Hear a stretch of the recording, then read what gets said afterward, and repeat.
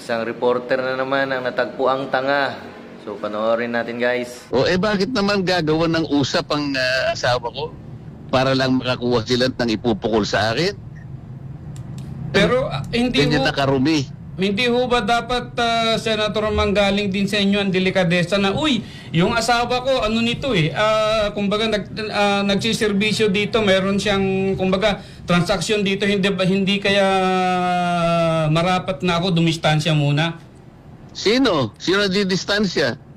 Kayo po, dito sa ginagawang investigasyon sa Bakit? Senado.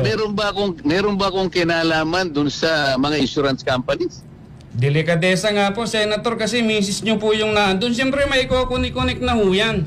Kung ganyan kayong mag-conclude, independent nga kaya tinatanong ko nga sa inyo kanina kung naiintindihan niyo Kaya nga po nagtatanong din kami, delikadesa din ho yung binabanggit namin dito. Hindi Wala na ho ba pinag-usapan tayong ng ganun? delikadesa dahil wala akong connection doon. Ang asawa ko independent. Yun nga po, asawa nyo yun Nakikipagdebate ka pa sa akin Akala ko ba magtatanong ka lang?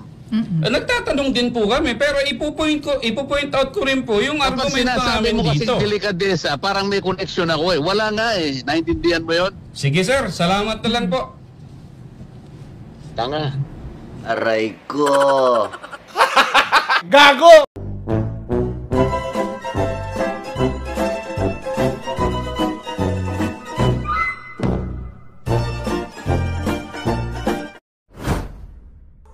I have a dream, that's all I need. I'll make it happen with some work and belief.